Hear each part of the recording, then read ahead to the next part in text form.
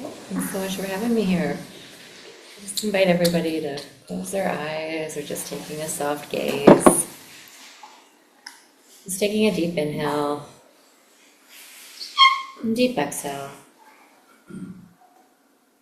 Just letting your body relax with each inhale and each exhale. Just putting aside or parking any concerns of the day, any to-do list. You don't need them right now. They'll be there when you come back, when it's time to deal with them again. Just giving yourself this evening this time to be present. Letting your body relax deeper and deeper with each inhale and each exhale. And just noticing what might be coming up for you in your body. Might be any physical sensations, any emotions or thoughts. Just noticing them, letting them pass.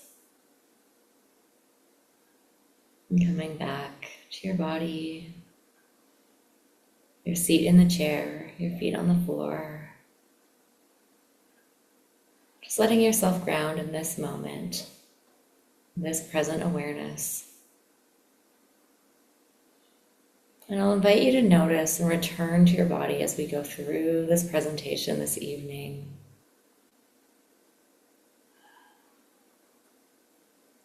Noticing the sensations, emotions, memories that might come up.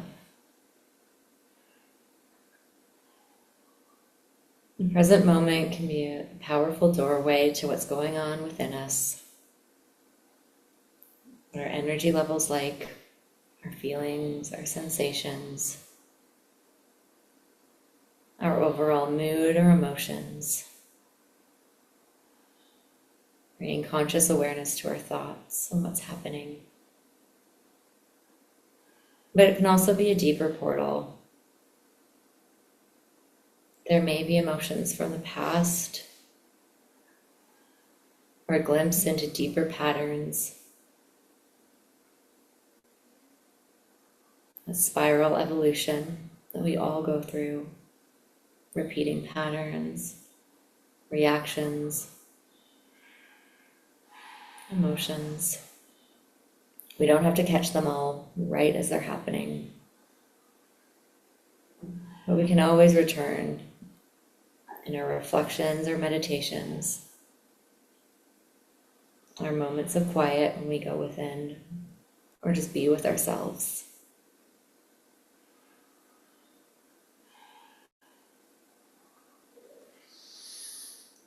It can also be a doorway into the future we want to create. This might be in our thoughts and making different choices, taking time to consciously reflect and anchor in. And it can be something beyond this. It can be dreams or a moment of insight, a flash of what might be possible. It can be an intuitive sense or feeling. It's coming from something either deep within us, or it may feel like it's outside of us, coming through us. Through our crown into our hearts.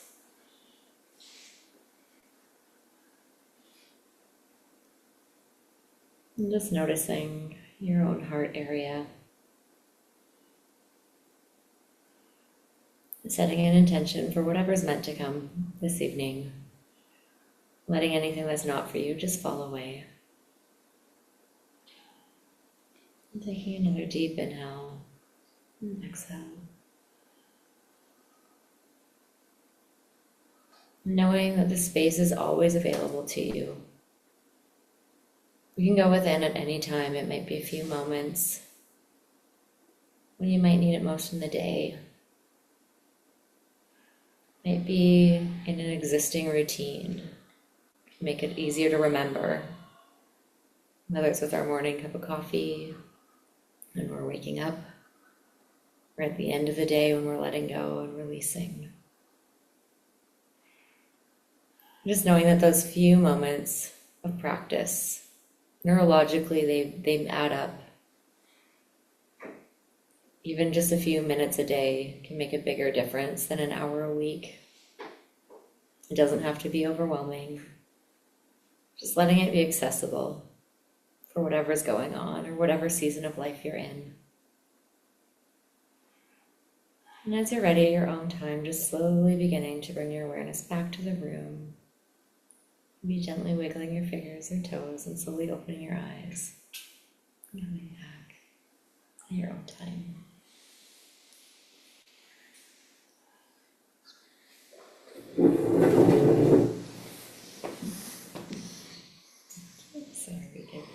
Okay.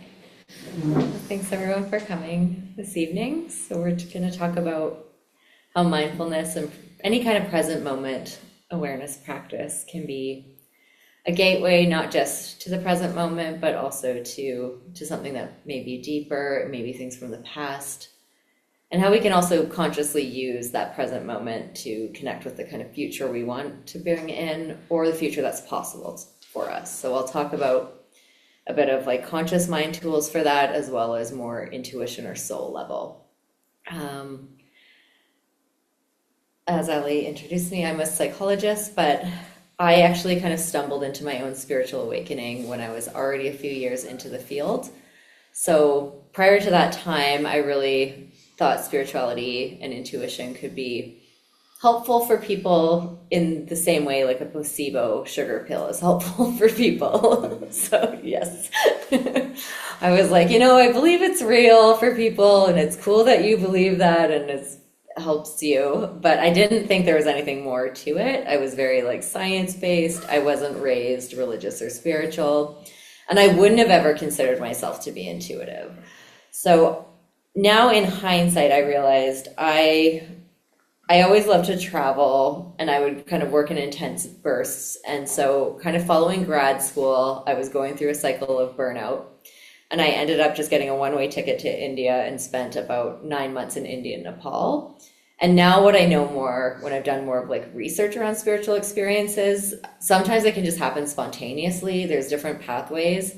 Other times when people are engaged in spiritual practices in a really intense way, like yoga, meditation, long term, it's like that can help open it up. So I didn't realize that was a potential risk of what I was doing, but that is what ended up happening. And so there was a number of years where I would explore more of the energy world, intuitive areas, and then I'd work in mental health. And so I was very much like in the spiritual closet and had this divided life of like, oh, I don't know. I don't want to talk about what's going on necessarily, and looking for training and mentorship. And I wasn't sure if it was possible to bring both worlds together.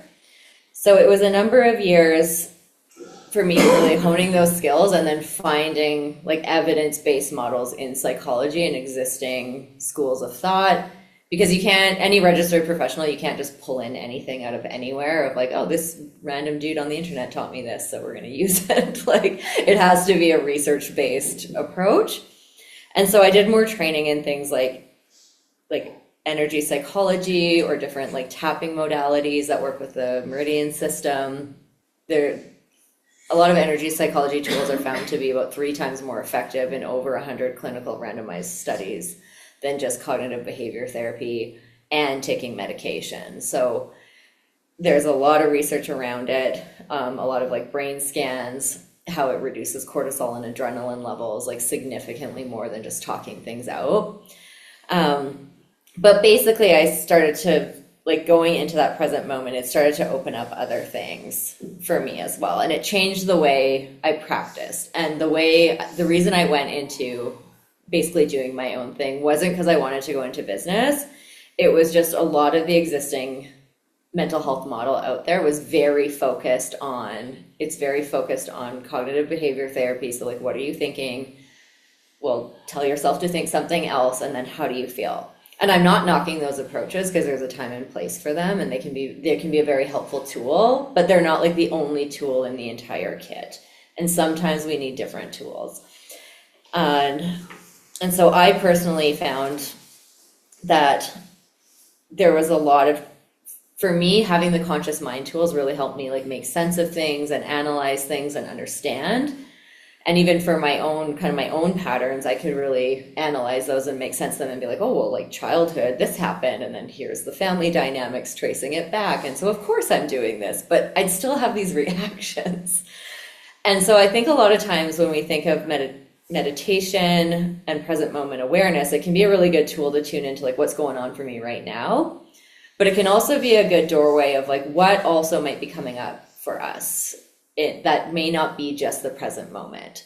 And I find that there's a lot of movement socially overall of people understanding mental health better, like anxiety, depression. But the piece around like how our nervous system works isn't as well understood. And it wasn't even something I was taught in early psychology. It was additional training I got after grad school, so not everyone would even have it.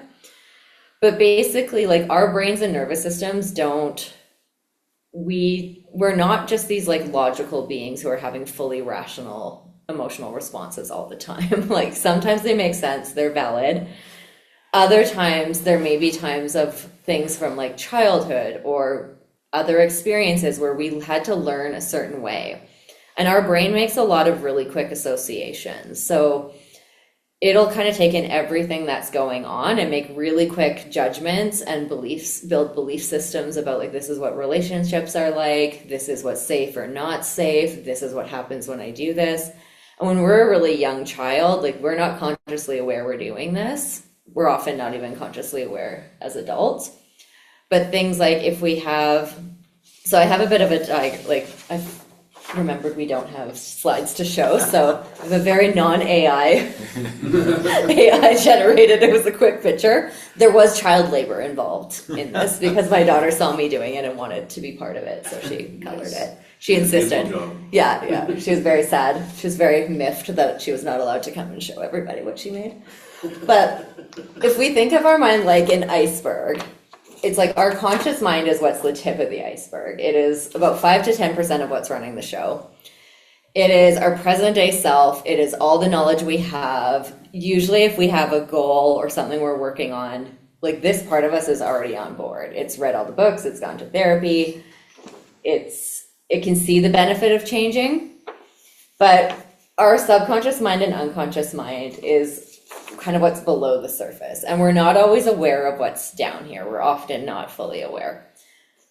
It's kind of like that metaphor of the rider and the elephant. It's like our conscious mind is the rider. It's the maybe 150 pound, 200 pound person on the 3,000 pound animal. So our subconscious mind is often, other places in psychology talk a lot about childhood, and I used to think it was overdone until I got into more depth work, and I was like, oh yeah, no, a lot of this is actually very rooted in childhood, because that's where a lot of these templates are forming around ourself, relationships, who we are, our role in our family. And so we all kind of have experiences of, conscious mind tools make sense if it's, I'll give some examples. Sometimes there might be a certain personality type, like maybe it's a boss or it's just a certain person, and we kind of go into like a rumination, like they really get under our skin and they're really bothering us.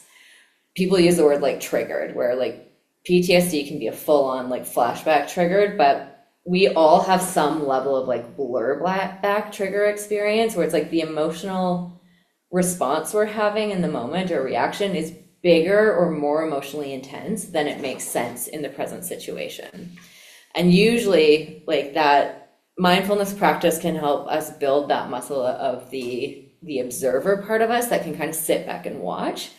So we may not notice it in the moment, but usually later after it's passed a bit, we'll be like, am I overreacting, or am I getting too much into this, or should I really be this upset about it? Or there may even be a part of our mind that can witness it and be like, just stop, like, don't worry about it. Just like go to sleep, relax, like it's okay. But this emotional response just keeps running. So oftentimes if we're having this present moment awareness where we can see these times of like a situation happened, our rational mind could assess it. Our rational mind, if we're talking to like a loved one, like our adult children, a friend, it's like we ground into a very different perspective pretty quickly. But we all have these like deeper belief systems and this emotional memory that can kind of come into the present moment with that. Some of the kind of neurobiology around that piece is we're all, if we're relaxed, we're not in fight or flight, like our brains are kind of taking in all the sensory information. They're taking in a lot of what's happening without us even consciously trying to record that. And it gets transferred through our hippocampus into a sense of time and space. So this like raw emotions. But if we go into this fight, flight, freeze state, like what can happen is that hippocampus transfer shuts down. So we'll have these like raw, unprocessed pockets of emotion. It's almost like someone comes up and punches you, and then any reminder of that is like hitting a sore spot again. So in things like a motor vehicle accident, you could have no anxiety around driving, and then you get in a pretty, like an accident that shakes you up a little bit, or a serious accident. And then all the things that were happening at the time of that could now be triggers. Like just driving can be a problem, but especially in those kind of cases, if the accident was you were turning right, it was winter, you were in the passenger seat of the car, like these are the things that are going on. People can find that when they're in that same, the more things that are similar to that, like it's the time of day, it's winter again, passenger seat, it's like suddenly their body's just having this whole reaction on its own, even when their rational mind is like, I don't know why that happened. And part of that is because it's like those situational triggers will bring up something. And so with that piece, it's when we know that can happen, a lot of times when we're aware of our emotions or things are happening, sometimes we just need a space to process. If we're upset about something, we might need to just get it out, and then it kind of settles down. But if we kind of get stuck in these loops, or if it's taking us a lot more, like stressing us out, causing out a lot more distress, taking a lot more emotional energy. I mean, sometimes it's things like as adults, like if we have difficult family dynamics, being around our family can be a big one, because it can, if you want to see how much work you've done, like spend Christmas with your family a lot of the time. It's one of the busiest times in therapy, and a lot of times it's because people like go back, they have intense times together, and they're like, oh, I think a lot of us have had that experience of feeling like you're 14 again, or like 6 years old again. And at the same time, if there's stuff that's unprocessed, if you have personality types or like almost like archetypes, similar personalities where you've had a traumatic experience or you were very young and powerless with someone who is difficult, it's like they can throw us into these younger dynamics without us necessarily being fully conscious in the moment. Yeah, there's a part of me that wants to do questions as we go, but I know I'm supposed to talk and then go. Yeah, if it's a small enough group that I think we can, whatever you want to do is possible. Yeah, okay. Yeah. Well, maybe I'll go in a bit and then I'll pause and we can do some questions if that's okay too. Yeah, so oftentimes if it is more like PTSD diagnosis time level, it's like we can have these intense triggers that really take over, but anyone in a human nervous system, it's like we do have these pieces where the past like blurs into the present. That's kind of the bad news with it, but the good news is if we do understand that that's happening, and I think mindfulness is such a powerful tool because it gives us that like observer and that ability to go within. There's so many people walking around in the world who don't really go within at all, or doing everything they can to not go within. And if we're not aware, like our internal reactions can kind of really show us like where are the places where we might be in some unconscious patterns or feeling powerless in the world. And we can work with those. So like the bad news is we have it, but the good news is it's not a life sentence and it doesn't need to stay that way all the time. So just like we have these deeper layers, like this is our personal history here. When we get into unconscious mind, that's anything pre-verbal. Like sometimes we don't really start forming like language and memories stored in a language-based way until we're around 3 years old or so. So anything before that is sometimes just this like nebulous, really intense feeling. Sometimes with like deeper work or deep hypnosis, people may go back younger or have like, but it's often more like an experiential type feeling or maybe a site. It's not usually formed quite the same way. But unconscious can also get into things like that can get into our ancestral memory or epigenetic. And it sounds kind of woo and out there, but there is actually a fair bit of science around it. I mean, if you look at for grandmothers, it's like when they're pregnant, like the grandchild potential, like that egg exists already in that fetus within the grandmother. They've done studies with rats or mice where they like expose them to a certain scent like lavender and then keep shocking them every time they smell that, and then they'll find like 3 or 4 generations later like those mice are scared of lavender even though they've never had that association for like 2 or 3 generations. So again, this can feel overwhelming sometimes, but when I'm working with people, one of the things I would say is like I would never recommend people go on an archaeological dig of the past just for the sake of it, to be like, what might be there? We don't need to do that. Like, if it'll be coming up in our present day life, like there will be things or cycles or patterns that keep happening. And so we can just pay attention and notice those. It's like if there's certain trigger points where it's like this gets a big reaction out of me and I go into this spiral and this just keeps coming up, or it's making it hard for me to be the person I want to be, to like behave in the way I want to. I've tried these other like conscious mind techniques and it's not really shifting it. It's likely deeper rooted. And that's why the focus for me around the conscious mind piece alone was I got pretty disillusioned in the mental health system. And I remember I had a really good supervisor who like I really admire, really respect his work still, but there'd be some people who'd be coming in again and again and again. And he was like, well, sometimes therapy is just like to stop people from getting worse. And it didn't sit kind of right with me. I felt like there's got to be more, like if people are really trying and they're working on this. And I also found too, it's like when I had just the conscious mind things for myself, there's a certain point where it's like some things it helps, but some things it doesn't. Because again, like some things are actually the elephant. And at a certain point,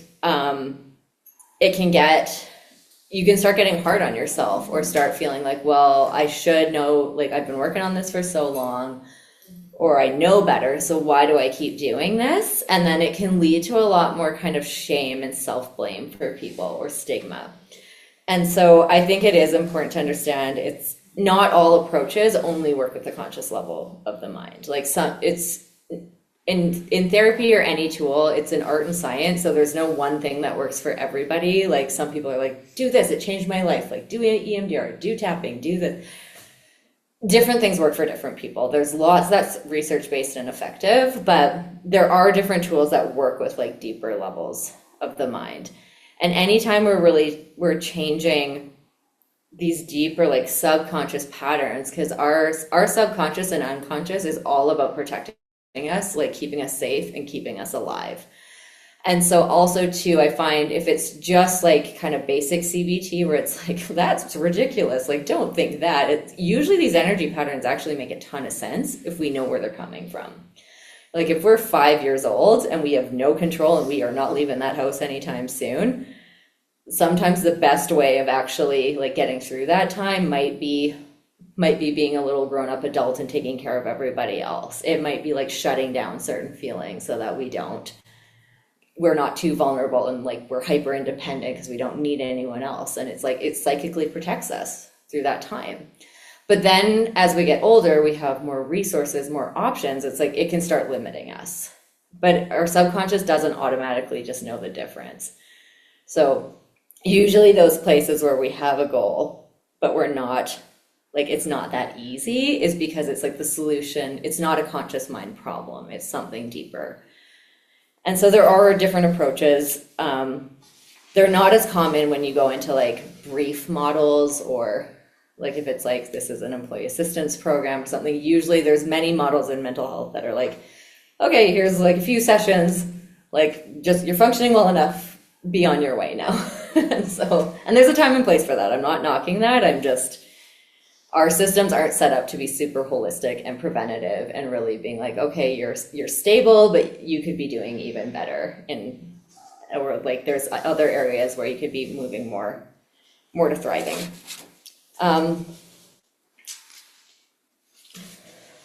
Yeah, and so I talked about the present moment as a portal. Usually when we're like in that time, the actual present moment isn't very helpful there because we won't even know we're in it. It's usually when we're out of it later. So it's like having a reflection process when you actually have a safe time and place to do that, where you can go deeper, where you can reflect more. If there's uncomfortable things coming up, you can kind of like ground and contain and put yourself back together. Again, can be helpful. So the present moment may be like out of the situation. I also like made this bad chart of like the Maslow's hierarchy of needs of like physiological, safety, love and belonging, esteem, self-actualization. I'm a big proponent of there's lots of tools that are out there that can be helpful at different times, but we need to know kind of where we are to get to where we want to go. Like if GPS just spit out random directions with having no idea where you actually are, it's like you probably won't end up. Like that could be really unhelpful and useless, or it might like put you in a lake. If anyone watches The Office. So sometimes like when we're really more in this like survival mechanism piece, it's like if there's a lot of trauma, if we're not feeling safe, if we don't have our basic needs met, we got to work with this level. We got to work with like, how do we stabilize? Because I'm a more holistic person and a holistic practitioner, I bring in the intuitive. I kind of bridge both worlds of the science as well as the spiritual. And I find like extremes on both ends can be a little bit problematic because Western psychology doesn't really have a lot of space for like soul, spiritual experiences. The DSM is very like medical model based. And so when I was going through my own awakening, and I hear this all the time for my like spiritually inclined clients who are also quite like they're existing in the professional world, they're in that spiritual closet, is when we start having these experiences of like, not everyone sees or hears this, there can be fears because there's not many places to put that in like the DSM. Like it's often like, oh, you hear voices. Okay, so do we need an antipsychotic or a psychiatric referral? And there can be, and so it can really limit like what people feel comfortable talking about, where it can be such a profound source of like healing, guidance, nervous system rewiring. And when we have enough like stability here, it's like, it's easier to access that like that soul piece to drop in. If we're highly like triggered, if we're highly unsafe, it's really tough to actually connect with this sense of safety, this sense of something greater than us. There's exceptions for everything, of course. Like there are people who talk about this like horrible state they were in and suddenly they like felt the universe open up and had this like profound awakening and they were changed. Like I think Byron Katie is someone who talks about that and teaches publicly of like being like suicidally depressed and then just having this life-altering moment and it was never the same again. But that tends to be more rare. I find that usually like the more we can be regulated, the more we can be moving through things. It's like then that intuitive or soul guidance can just come through more clearly. It's kind of like being able to tune the radio dial a little bit more that we can pick up that frequency. Like it's always there, but we don't always have access to it in the same way. And the more we're actually like grounded, not in fight or flight, in a more calm state, and not in our thinking mind, like going over and over things, then it's like it's more easy for that part of us to come through, that sense of like guidance. It's often, and again, I get it because I'm like totally former skeptic. I did not think this is real. So every time I talk about it, I'm like, I get that it's like it's intellectual and it's until you've actually experienced it. Anyone who's really experienced a profound kind of relationship with that spirit, soul, universe, God, like whatever you want to call it, but it's more a feeling, sense, experience of something greater than yourself. Like it really does need to come from that experience shift to know that it's something real or true. Like if I had all these weird experiences and they never like actually related to anything in reality, I would just have kept it quiet and not like just done my thing. But I've had enough experience and feedback over the years where I'm like, I think there's something to this. And the curious part of me dove deeper into trying to find like what research might explain this, or is there other experiences that might help make sense of what's going on.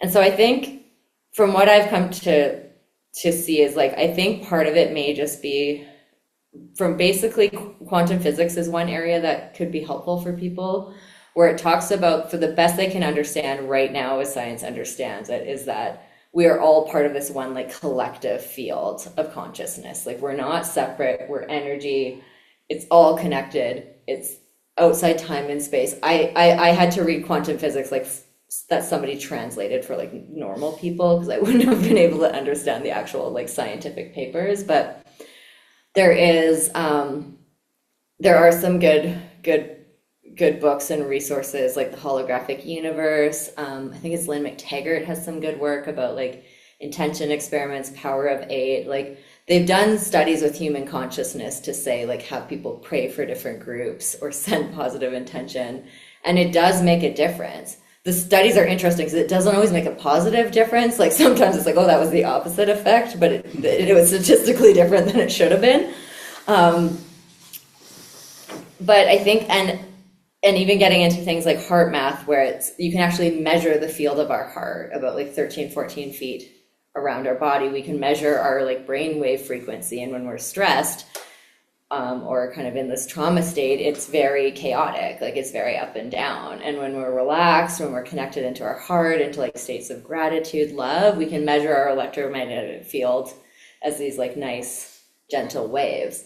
So I think it's this like the intuitive part of the part where we can connect with that. It's this like sensory ability that I think we're all kind of, we have some level or ability to connect with. I think ancient cultures always had it. I think Western culture and like colonization has lost it and been cut off from it. And we kind of go around like we're just this like mental being, but we're not. We're like our brain, and especially our thinking brain, is it's very young evolutionary wise.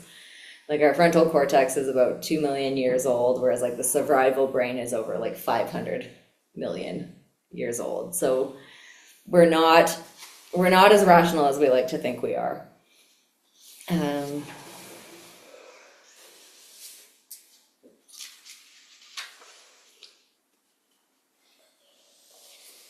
Yeah. And so maybe I'll pause for questions before going into like the future part. Would that work for you? Is that everyone? This is a smaller group? Okay. I have a question. Yeah. You spoke a lot about traumatic events and all that, right? Mm-hmm. I'm a clinical social worker by profession, retired now. Yeah. And one of the things I've done a lot is I've done a lot of work with the central nervous system, how trauma resides in the central nervous system, and how whatever trigger we have, we just need to experience. And the sensation of that trigger does not last more than 90 seconds. Could you expand into that? Yeah. Because sensations are the ones that control us. A memory comes, and then we just trigger, right? And then right away we become reactive. Yeah. But if we allow the sensation of that emotion to come through and be experienced by every single organ in our body, until it removes itself, it's in the experience. Yeah. And so, could you expand into that? Yeah, so I'll summarize the question, if that works. Okay, so the question is more around experiencing from the sensation of the trauma in the central nervous system, and then it can release and expand. My experience, I'm trained in a few different trauma processing modalities, and my experience is it really depends on, like, there can definitely be huge shifts in terms of the experiencing of the sensation for clients. If they're able to be, because a lot of the trauma healing piece is about if you can be in a regulated state and bring up this feeling and not go into fight or flight or freeze again, so you're not re-triggering and re-traumatizing, it's like then it releases a layer of it. And for many people, there can be a huge shift and a significant shift. But what I asked you was that when the trigger comes, not when you bring it up. Oh, right. Because the trigger just comes. Yeah, you don't expect it. It's there. It shows. It comes to you. And then you just, if a person learns to regulate themselves at that time and have that energy passing through, right? Then you release all the energy at that time, and then you become less and less vulnerable when that trigger comes to you again. So my question was, could you expand on what, on what else do you do, so that that energy is passed through. When the trigger is shooting, when the memory is coming and getting at you, it's like a tiger fighting at you, right? Mm-hmm. So people then certainly are not regulated. Yeah. But how do you work on them at that time so that they can regulate that central nervous system in that moment? Yeah. Well, I find it's different for each client or person, because if someone is aware and they can catch it in the moment, it's like they probably have a level of awareness and observing ego, and there's some part of them still online if they're able to use techniques in the moment. And it might be the experiencing, it might be like a modality like tapping, it might be even just feeling and sitting with their inner child, like letting them feel it and pass through. If they're unable to do that, I mean, it's different person by person, I think, because it's like how much resourcing might you have to do to get them ready to go do that. I've had some, like I've worked with people where they're ready right away, and others where they're like, I absolutely don't want to do that on my own. So it's like we'll do that work in session together or build up to it. Does that kind of answer? I know it's tough. It's hard to answer this because it's like very complex. I just wanted for people to hear that there is a solution. Yeah. That we don't have to be just in that moment. Oh yes, fear, yeah. That somehow we can all learn to allow those emotions, those sensations to come, because a sensation only lasts 90 seconds the most. Yeah. And that we are terrified of fear. Yeah. We become more terrified of fear, right? Yeah. Or any other thing that comes our way. Oh, So for sure. Yeah, no, definitely. Thanks for bringing that up. And if I wasn't clear on that, I was like, there are tools to work with all of it, where it's like, it doesn't have to stay there. And it also, especially when people start moving into that, it's like things can shift and transform relatively quickly. And it really depends too, because if there's a significant trauma history, it's like that is longer term work. You're shining like multiple facets of a diamond, or you're working like layer by layer with things, and you can't. Because sometimes but sometimes people may have had one incident where it might be like they had a bad time getting blood drawn as a kid, and they have this needle phobia since, and you can often release that in like one session, or like one time of really feeling it and going, and they're like, I don't feel that anymore, it's gone. But other times we may have all these little like 1,000 cut injuries where it's like not clear, and there's multiple experiences where it's been formed. So it's like that kind of stuff takes longer to shift over time, but it is possible to shift it. And even if people are kind of slowly working at things, even like a few months in, 6 months to a year in, of slowly within a window of tolerance working it through, it's like they can feel completely different than they've ever felt in their life. So thank you for bringing that.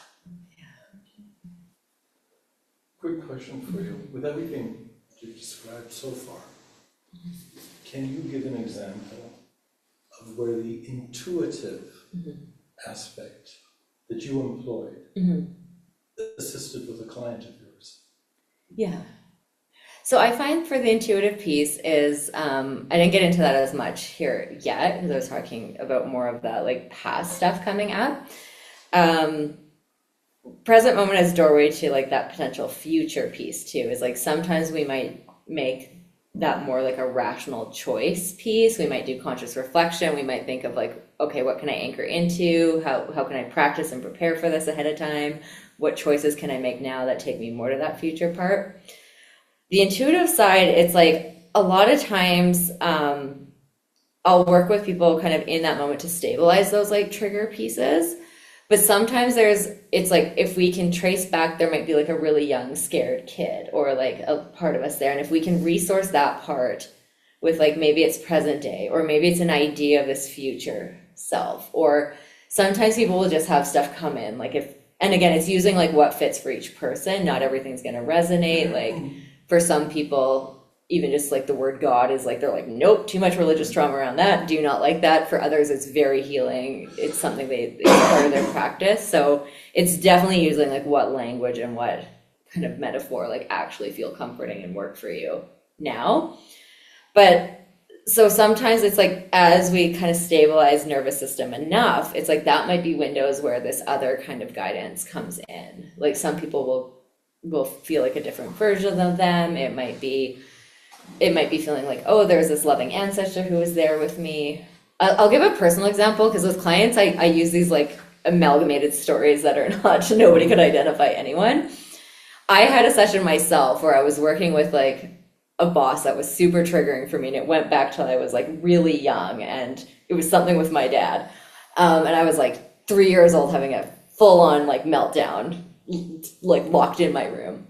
And then as I was able to shift out of the like overwhelm of like the little 3-year-old me, it's like then my grandmother who had died before I was born, I never met her, like she came through and she like was like, you've never met me, but I know you.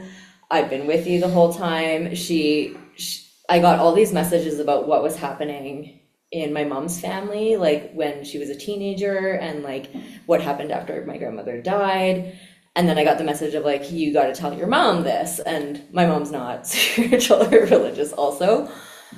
And so I was crying. I was so blown away by it. At this point, I was still skeptical. I wasn't really open. I didn't know if I believed it or not, but I talked to my mom about it. And like, there was details about like the tablecloth in their house, like things that were happening. And my mom broke down and she was like, all of that was going on. And it was like detailed stuff about what family members were going through and stuff I was never told. Like no one ever talked about it. They've never talked to, like it was never talked about openly. So I didn't have like the conscious mind memory. And I've had other like similar experiences since then of information where it's like, there's no way I had any conscious information because I don't know the people. I don't have the backstory. So now I'm more of like, I think there's more to this. Like there's something here that's not just making it up. But yeah, again, it was like it was healing and resourcing. And then it was like, after I did that piece of work with it, it's like this specific boss, they were still very difficult to deal with. Like they were a very difficult personality type. They're not someone I'd want to work. Like now I would run away from working for someone like that just because I don't want the additional stress. But he used to activate me so much, and it was younger and early in my career that I'd be scared of like breaking down into tears at work constantly. And then after that session, I was like, bring it. Like, I'm going to tell you exactly what I think of you if you, and he treated me so good after that. Cause I think my energy shifted that it was like, I don't think your ego is ready to hear what I have to say if you cross me one more time. So,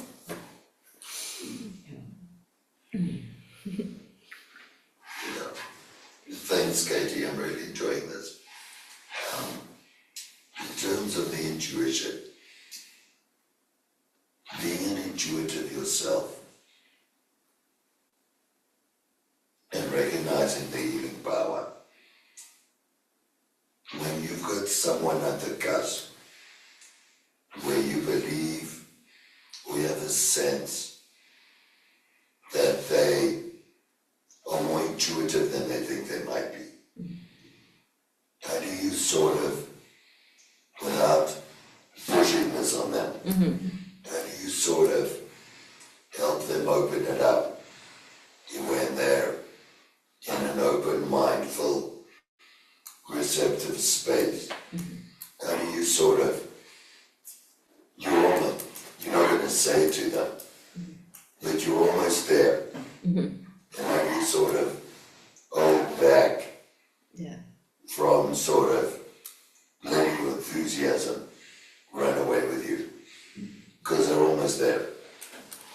Well, it depends on the, question, repeating, yes. The question was how to help someone like connect when they're on that edge of intuitive connection and how to help them kind of get there.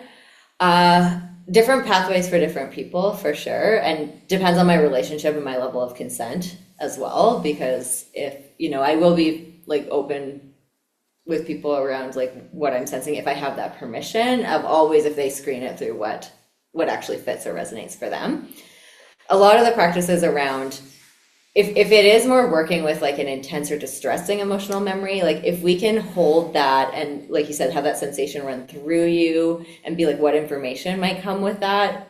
I find that going within and being aware of that deeper stuff opening in within us also opens up. Often a side effect of that level of trauma work is people also get more connected intuitively as well. But it kind of comes after. It's like there's a release of a layer and then there's like, oh, this feels nice. And so that's kind of one way. I also, another side part is I I work with a lot of empathic clients as well, and that's more intuitive in terms of feeling emotions and sensations. Like, because in my awakening journey, I realized I was empathic when, again, in that early phase. I was in an intuitive workshop and I was paired with someone I didn't know. And the facilitator guided us to like scan our body and say what we're feeling emotionally or sensation. And it was so mind-blowing to me, like how much my entire internal system, like all my feelings changed instantly. Like I went from my feelings, my body sensation, and I was like, this hurts and it's radiating over here. And like this, my heart feels like this. And the person was like, they're like, I have this injury, this is what's going on. And I was just blown away. I was like, how long has this been going on? So many times, like we all have intuitive information that's potential, but we usually have one dominant ability. It may be thinking, it may be like hearing, it may be feeling, it may be things like seeing or jumping out, but it's not like it is in the movies. For most of us, it's not that dramatic. It's an ability like any skill set. Like some kids are really athletic and some are just not. And so some of us do have more of an ability off the bat, and others, it's something you could develop if you keep working with it, but you may not be like a superstar Olympic athlete at it. I think most people, as I've gotten more open with it, I feel most people do have some experience, but different industries have different language for it. Like sales will be like, it's a people sense, or like investors are like, it's a gut sense, or it's this, but it's like, it's something more though. Sometimes, so if it's not more through that like healing of the trigger piece, the other doorway can say it's having, I think the desire to develop that ability and having space to work on it can help people open it up, whether it's meditation, yoga, like spiritual practice things. Really getting out of our rational mind helps a lot. I do think it also helps to have places where you can experiment with it in kind of a fun, low risk way, where it might be you're going to a new place or meeting a new person. Like maybe sit down and meditate for a minute. Be like, what do I notice coming up? Like, let me just write it down and see what's coming and see like, is any of it actually real or true? Some people get it in their dreams or taking a dream journal. Because I sense, feel energy in a different way too. It's like sometimes I'm aware, or I may just like float it by people to say like, you might be more like sensitive, or if it is more empathic, I'll often guide people to kind of go within and kind of sit with these questions of like, is this mine, like not mine, or mine and not mine? And sometimes it'll very clearly come through for people where it's like, this isn't even all mine. And again, for me, that was a limitation of like just traditional Western psychology that treats everything like it's ours. It's like if we're actually sensitive to energy or intuitive, like sometimes we're picking up on other people's stuff, and it's not a really fun time in the world to be empathic right now. So and I've worked with this ability, like I've found ways to kind of protect, to clear, but I've also done a lot of that like deeper subconscious work of like little kid me is like, oh, you don't actually need to feel all this and like rescue everybody. Like you can help in your circle, you can do things, but so it's not my dominant ability anymore, and it's not as strong anymore. Yeah. And the more you start connecting with it, the more like you go with your dominant gateway, and then the rest will start opening up over time. Yeah. Maybe jumping ahead a bit, but can you talk about when you showed Maslow's triangle? Mm-hmm. There's been talk about spiritual actualization. Mm-hmm. At the top of the current model. Yeah. Itself, and there's also a bit of literature now about spiritual intelligence. Mm-hmm.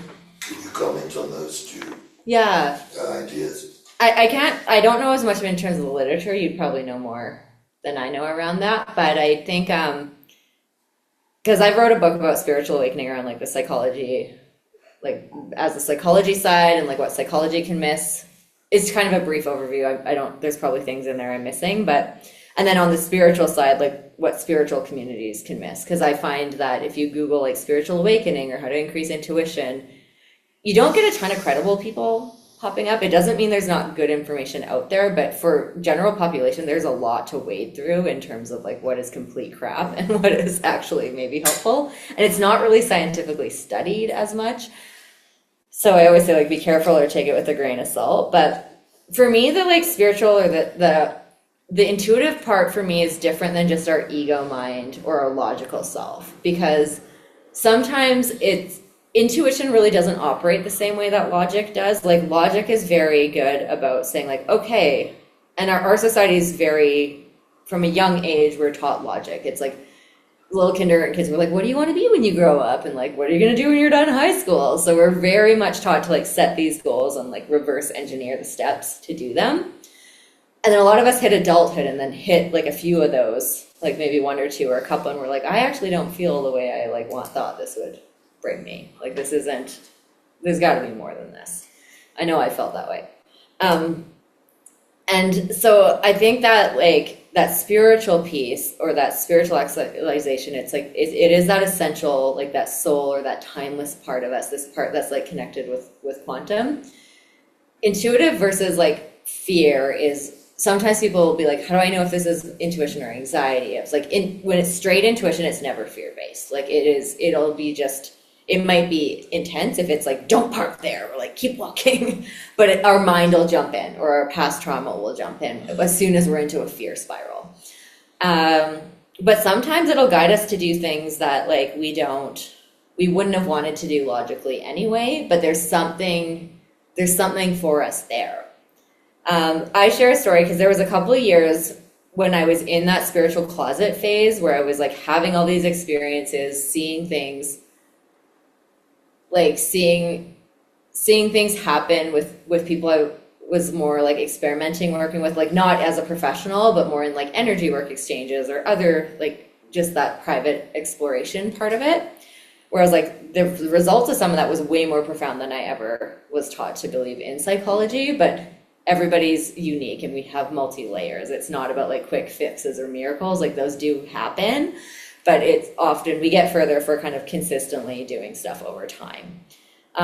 But I was really wrestling with that for a long time. And then I was actually like, because I had invested so much to like be a psychologist. And I was like, am I going to go be like a energy healer now and just like throw this whole multiple degrees out and like barely work in it at all? And then I was washing dishes one day on the phone and this like bubble came up and it like hovered right in front of me. And then it went down the hallway, like turned a corner, stayed same level the whole time, like turned another corner, went all the way down, followed it, turned another corner, and it like hovered in my like Reiki meditation room. And then it went over the table, popped, and I was full body goosebumps. And I was like, oh, okay, I can't ask that question anymore. Like, I don't think I'll get a more clear answer. It doesn't come to me that strongly anymore. I've had a few experiences like that, but now I'm more in touch with it, so I'll listen more often. And it doesn't, the hard part is like the intuitive part of us, the intuitive mind that can operate this, like it doesn't operate by the same rules as the logical mind. So our logical mind will kind of fight it kicking and screaming for a long time of like, and I don't recommend that people make sudden life changes, like just because they got this, like, I had this intuitive download, so I'm going to go like quit my job and like go do this. And it's like, we'll have a plan on top of it, because intuition will often give us like a flash of what's possible. It might show us like a potential future, but it could be like a potential future in multiple quantum potential futures. I don't believe there's like one thing, but there could be some that are higher potentials than others. And like those can be anchor points even neurologically for us to like feel into, like go back to that experience in the present moment to be like, how do I kind of start rewiring my system now to like align more with this, so I make more choices from here, so I feel more rested, so I can kind of trust the process. And I don't really like trust the process because I feel like it gets thrown around a lot of like, oh, just trust the process, like you shouldn't worry at all. But again, human nervous system protection, keep us safe. I trust the process a lot more than I used to, but I don't think I ever fully trusted the process. And when there's a big change of like, oh, here's this guidance and your life is getting shaken up, there is a part of me that's like, oh, am I gonna be okay? Like, can I feed my kids still? Like, and I trust it more because I've got the actual real world feedback of things. Like I felt guided to kind of make this the center of my work. Like I felt like that message came through very clear, was like I felt like I'm not really here to hide this. I'm here to put it out there. But then I still, like, I had learned the hard way before to be like, I need a business plan and I need to like have a backup plan. I need to like save up enough to bring this into the physical world too. Because I think some of the manifestation stuff can get too focused on like just feel this without the how do we actually do our part and do things to like bring it in. And sometimes it's a longer term.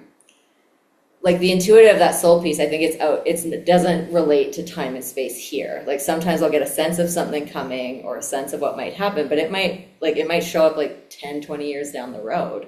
So we don't always know like how fast it's gonna. So on this, like, how do you make sense of it? Something happened, for example, what happened with your grandmother. Yeah.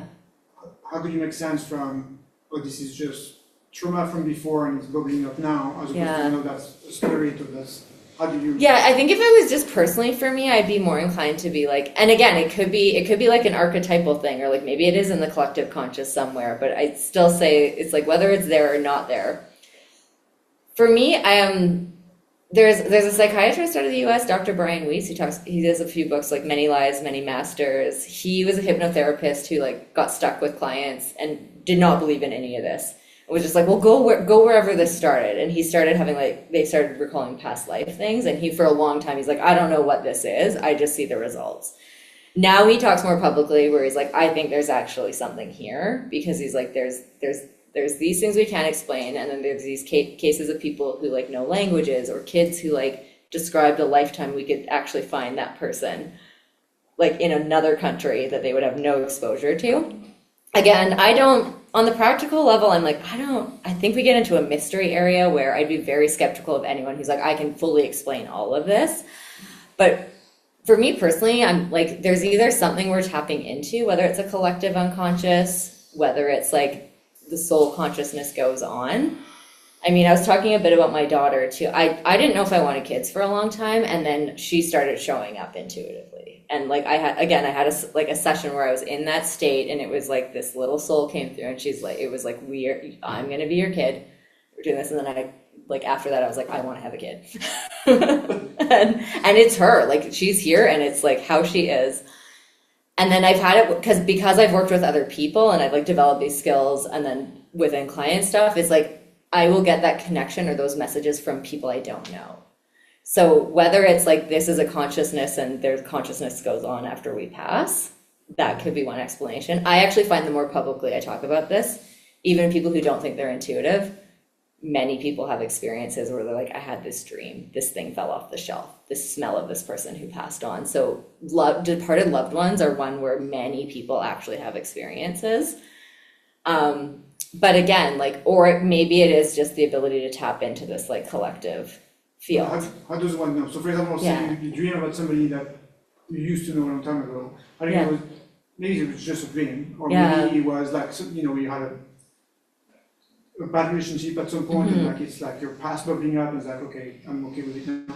Or maybe it is like their spirit or their energy. Like, how do you make sense of it? Like, you wake up in the morning, what was that? Yeah, it definitely like in that moment, I don't think you can. But if it's something you want to explore, it's a longer term kind of exploration process. Judith Orloff is a psychiatrist out of the US who has a book called Second Sight, and she talks about like the different types of dreams too. But if you're an intuitive dreamer, so even keeping a dream journal and going back to things can be helpful. Some of Jung's work around dream analysis can be helpful, because we have some of us there's processing dreams where it's like these emotions they make sense for stuff I'm going through in my life, even though it's like weird and symbolic, and it's like none of this makes sense on what's happening, but the emotions speak to something and the themes speak to something. That's usually like our processing. Intuitive dreams have a different quality to them. They don't feel quite like those dreams. They may show up differently. For some people, they're still really metaphoric and symbolic, so it takes we can go back into those states when we're awake, or in like a meditation session, or with a guide who knows how to like guide you through that territory, where it can be exploring, okay, how does this feel from this vantage point? What's the energy of this symbol that's showing up? The journal can show us kind of symbols over time. And so, yeah, it is a thing that's like takes deciphering over time, and it takes like kind of learning the language over time. Yeah. As we're talking about this, sometimes when I'm in certain situations, and suddenly I might hear my mother, or my father, or my brother, or my aunt, it depends. So I think to myself, okay, this is something that I'm hearing, but by the same token, perhaps I'm just imagining it, I'm creating that moment. And does it even matter? Because the result is that I'm receiving or creating the message, don't do it, or maybe look here.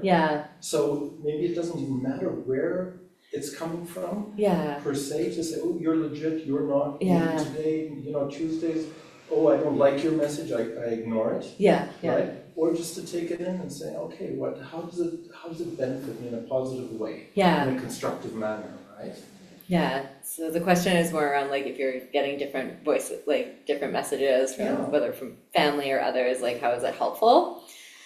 And again, it's a lot of this I don't have quick answers for because for me the intuitive development, like I do a very Coles Notes version, but I'm like, this is something I like had dedicated a lot of time to for years and years and years to open up, and it would slowly open, and a long time it was like it took a long time to get into it, to get anything. It took a long time to decipher.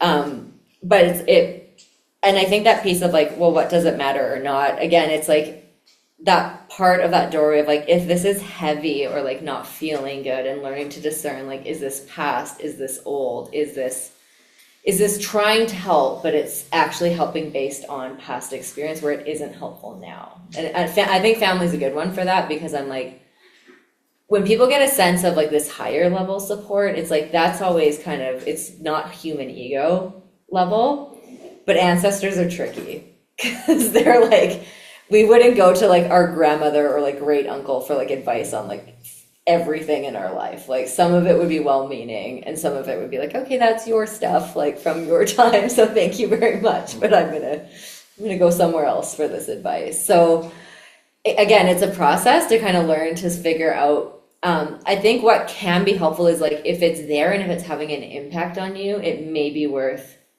exploring a bit more.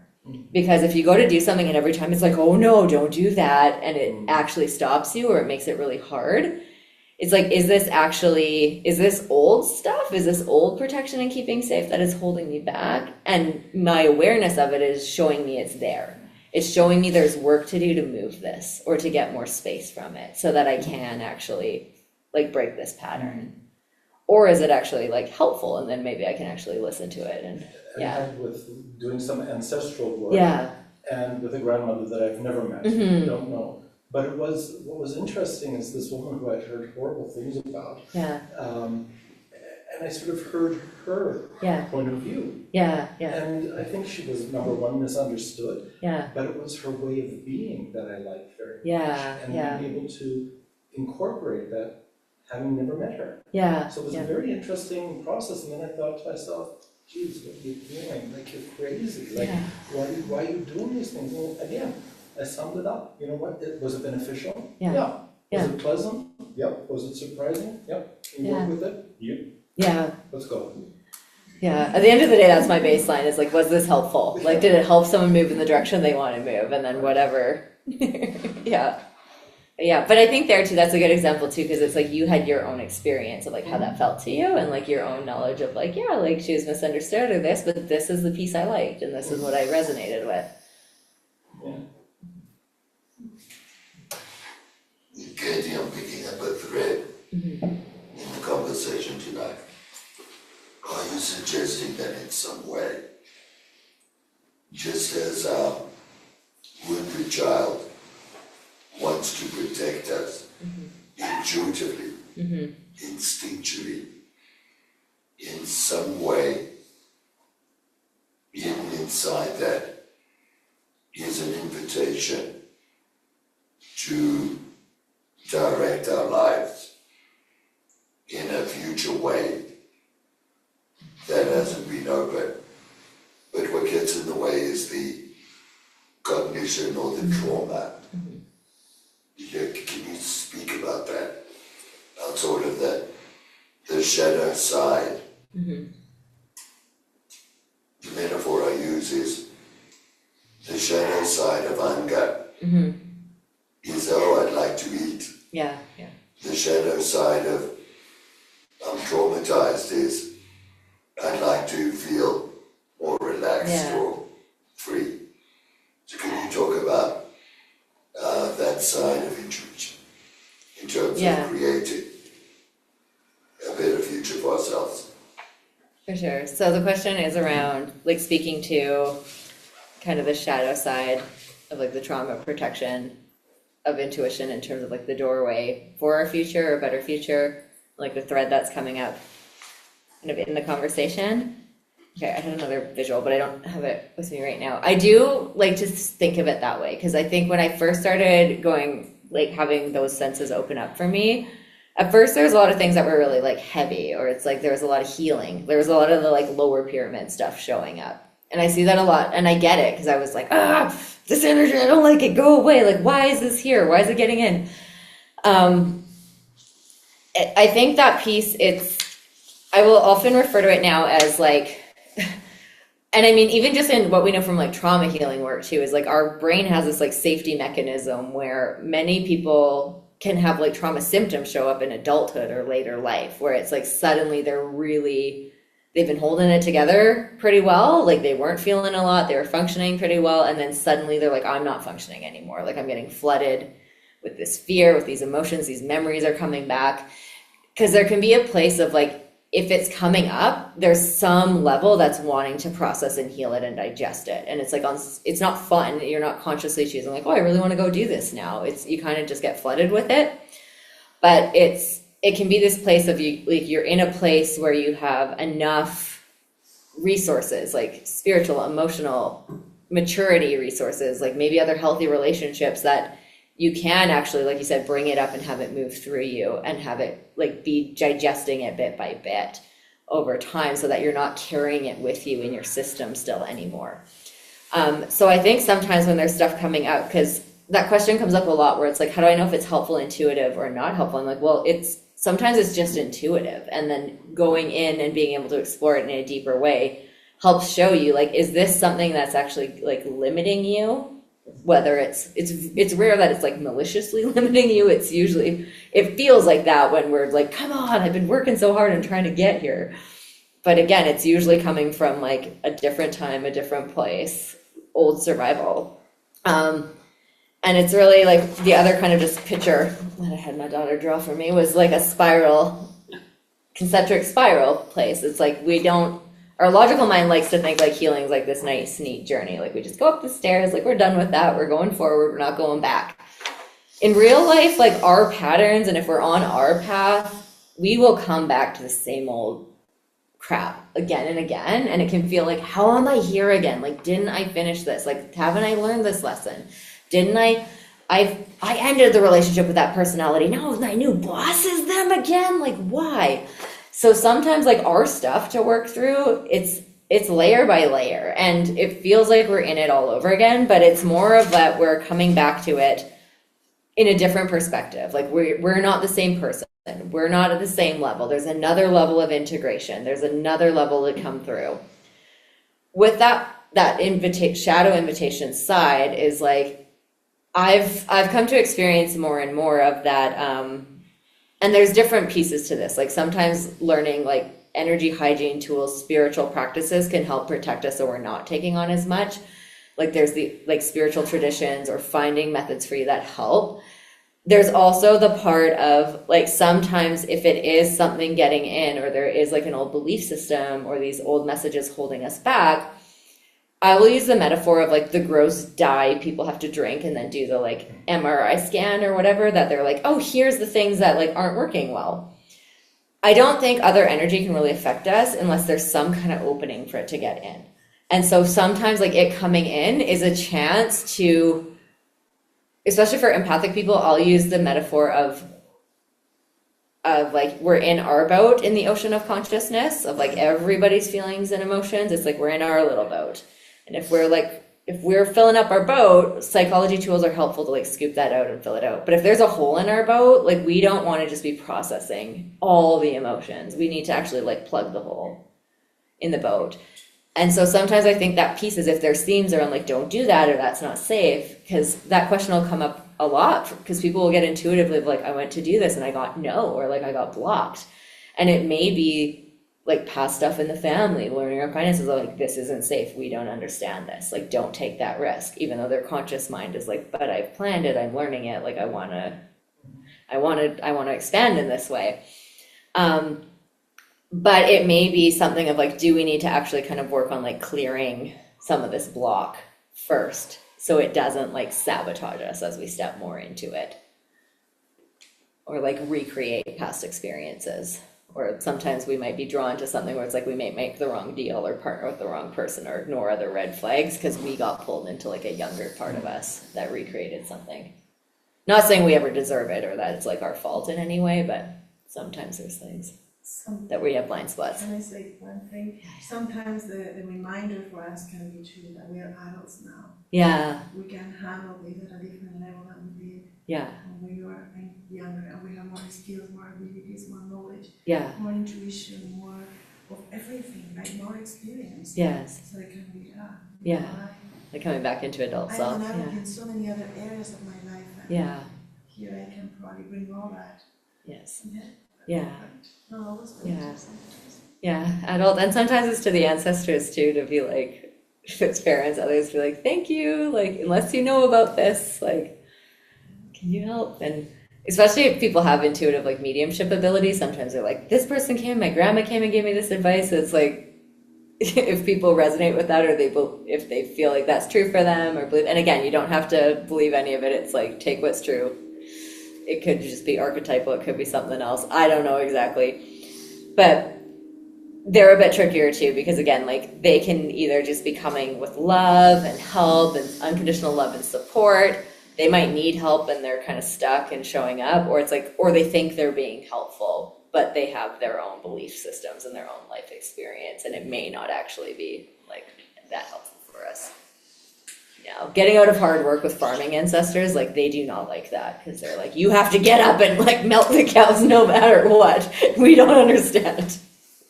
In spiral, I've actually seen in quantum physics that they describe that is actually the passage of time. We see it as being linear, but it's not. It's actually a spiral, almost like a graph for stock markets. But which is interesting for me, because at certain points it overlaps, where the future and the past have a moment. Right?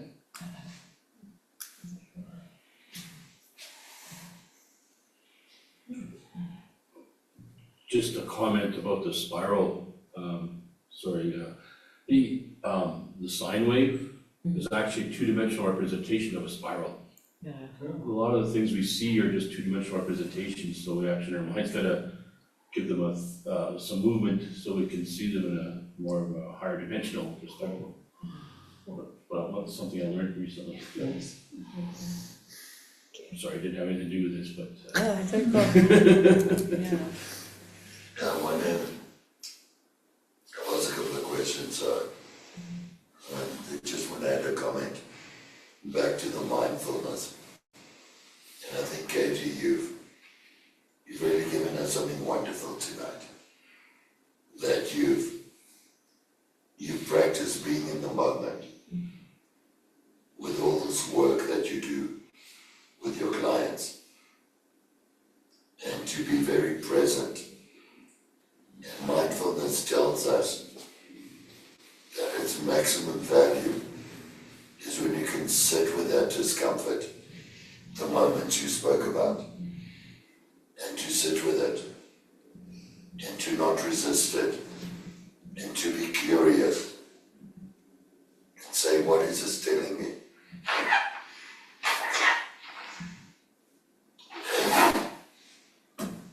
It may be telling me to protect myself, but the shadow side is, it may be opening to the portal that you spoke about, where there's something waiting for us, where we're not stuck in the past, that the present is back to your comment. The present is the moment where the future begins. We won't get into I watch a lot of that stuff. Yeah. Not in 5 minutes anyway. But, not in 5 minutes anyway. But, for the lived experience, I think that's the magic of mindfulness, Yeah. is that we sit with it.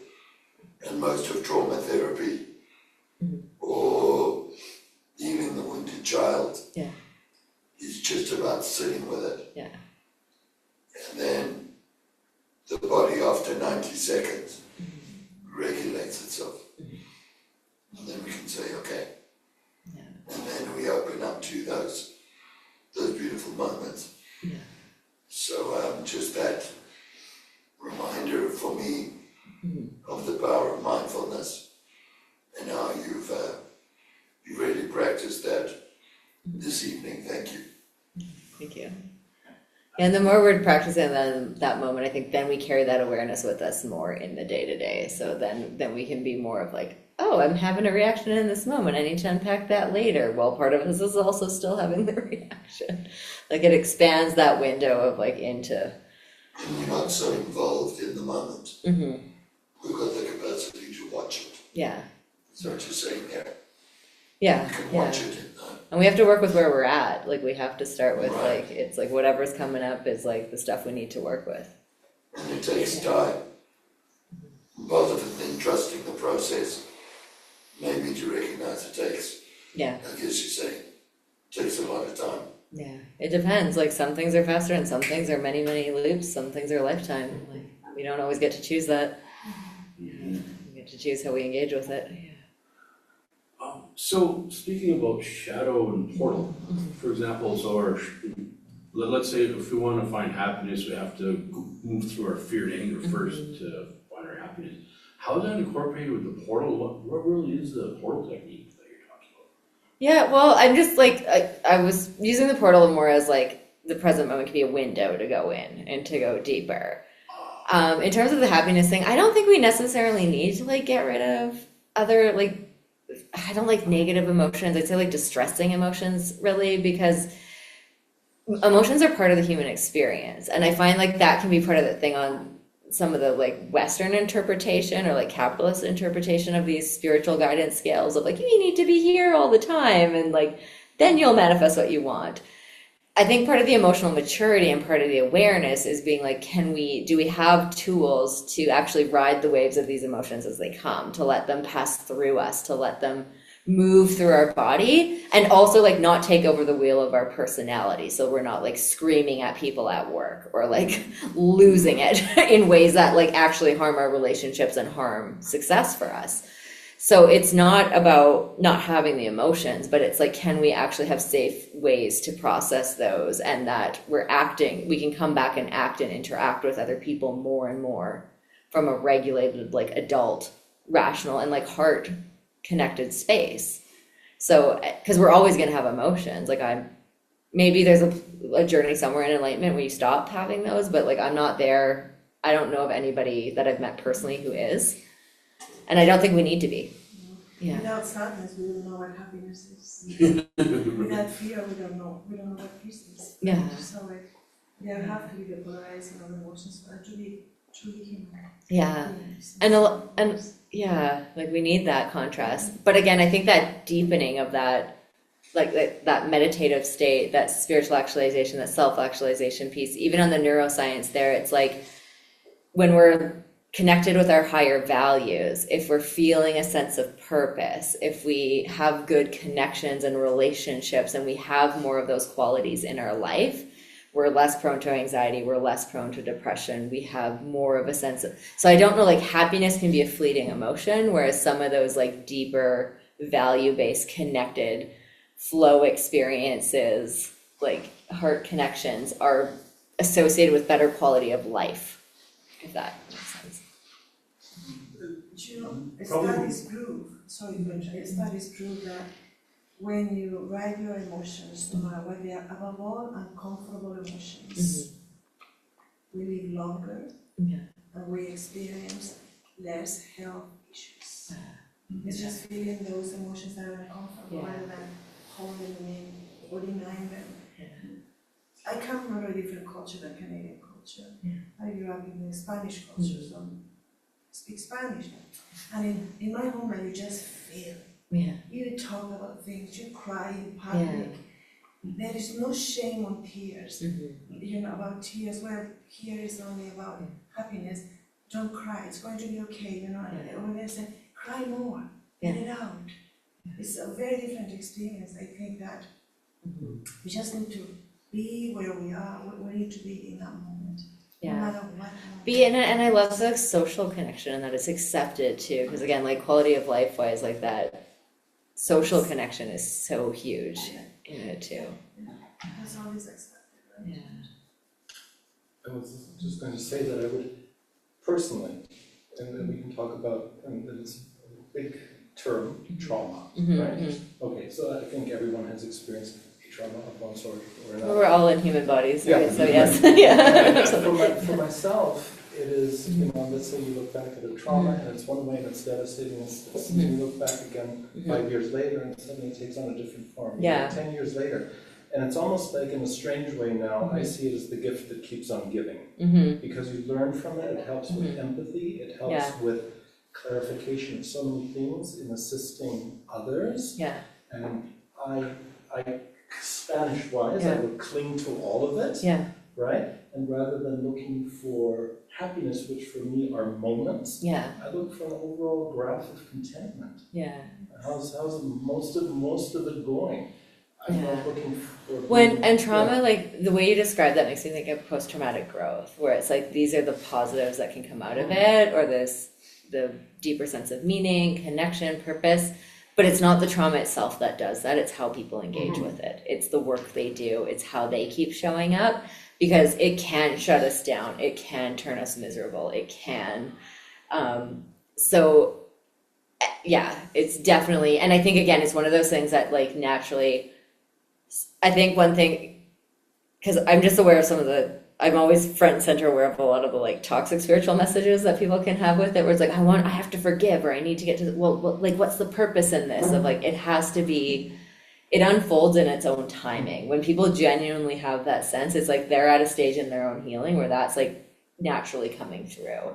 If you're like deep in it and you're super like angry, triggered, traumatized, and you're trying to jump to like, well, what's the purpose or the meaning, or like, I gotta forgive them. I've never found forgiveness to like actually help as a goal itself. I find it's like a byproduct of actually processing it through your system and like healing. It just kind of comes in its own way. Great. Okay, we're getting close to time here. So any last questions? Just one more, like, I think you didn't do the future part? I didn't do it as much in like a one session. I think I kind of weaved, I was kind of weaving it in with the question and answers. I think there's like, again, there's the logical level of future in terms of like, how do we choose this? It can be like, okay, well, what's the situation kind of asking of me? What are the options I do have given these choices? Like, do I need to give myself some space and find safe community to actually like express my emotions, get them out? Learn these pieces. On the intuitive side too, we talked a bit about it, and I think from the theme I'm hearing too is like curiosity around more of connection with that part. I'd say like the desire to do it, it could be just even asking to be shown guidance in whatever it's like, if it's a higher self, future you, universe, God, if there's something you resonate with, like put it out there and be open to the signs or synchronicities that come. And we also need to get out of our rational mind, because we will get in these like thought loops of like, well, what do I do here? What do I do? Sometimes it's like, show me an answer, show me the next right step, something loving, in my highest good, in my highest interest, like show me, and then go for a long walk in nature, like have a bath. Einstein talks about like getting stuck on quantum physics and then having like 3-hour-long baths where he's like, oh, I get it now. Like I'll go. So we also, whether that's just like our subconscious needs time and space to work on it, or it's more intuitive, it's like the more actual space we have to be out of the thinking is more likely when those times will like drop in. And I think that mindfulness piece can give us awareness of the qualities of those messages are often different. Well, it'll feel like time slows down. We might get goosebumps, we might have said something like suddenly jump out at us visually. Like it might be a message on a billboard. It might be suddenly overhearing the snippet of conversation where you're like, they're talking about that book that like another person recommended to me and I saw, like just got my attention at the library. And if there's something we're struggling with, like I think putting those like open-ended questions out there, not like show me this sign or like show me if I should do this, be like, give me some guidance on this, like help me see what I need to understand, like having these little practices in our week to week where those messages can more likely kind of land or come in is making space to kind of listen to it. Okay, great.